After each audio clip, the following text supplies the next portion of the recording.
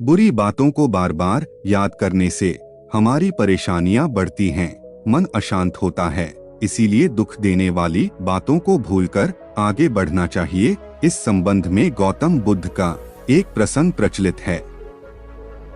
गौतम बुद्ध अलग अलग क्षेत्रों में भ्रमण करते और अपने शिष्यों को उपदेश देते थे। एक गांव में वे उपदेश दे रहे थे। बुद्ध ने कहा कि क्रोध ऐसी अग्नि है जिसमें क्रोध करने वाला खुद भी जलता है और दूसरों को भी जलाता है। बुद्ध के प्रवचन सुनने के लिए बड़ी संख्या में लोग वहां बैठे थे। उन लोगों में बहुत गुस्से वाला एक व्यक्ति भी बैठा हुआ था। उसे ये बातें पसंद नहीं आई। वह अचानक उठा और बोलने लगा कि बुद्ध, तुम पाखंडी हो, बड़ी बड़ी बातें करना ही तुम्हारा काम है।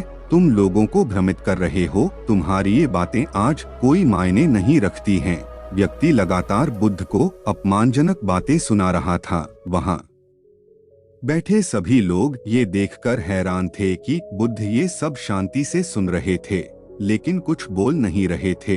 क्रोधी व्यक्ति बुद्ध को शांत देखकर और ज्यादा क्रोधित हो गया। वह बुद्ध के पास गया और उनके मुंह पर थूककर वहां से चला गया। घर पहुंचकर क्रोधी व्यक्ति का मन शांत हुआ तो उसे अपने किए पर बहुत पछतावा हुआ। वह बुद्ध से क्षमा मांगने पहुंचा, लेकिन उस गांव से बुद्ध पड़ोस के गांव के लिए निकल चुके थे।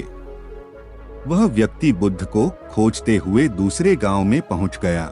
वहां व्यक्ति को जैसे ही बुद्ध दिखाई दिए, वह उनके चरणों में गिर गया और क्षमा मांगने लगा। बुद्ध ने उस व्यक्ति से पूछा, तुम कौन हो और क्षमा क्यों मांग रहे हो? उस व्यक्ति ने कहा, क्या आप भूल गए? मैंने कल आपके साथ बुरा व्यवहार किया था, आपका अपमान किया था। बुद्ध ने कहा, बीता हुआ कल मैं वहीं छोड़ आया हूँ और तुम अभी भी वहीं रुके हुए हो। तुम्हें गलती पर पछतावा है। तुमने पश्चाताप कर लिया।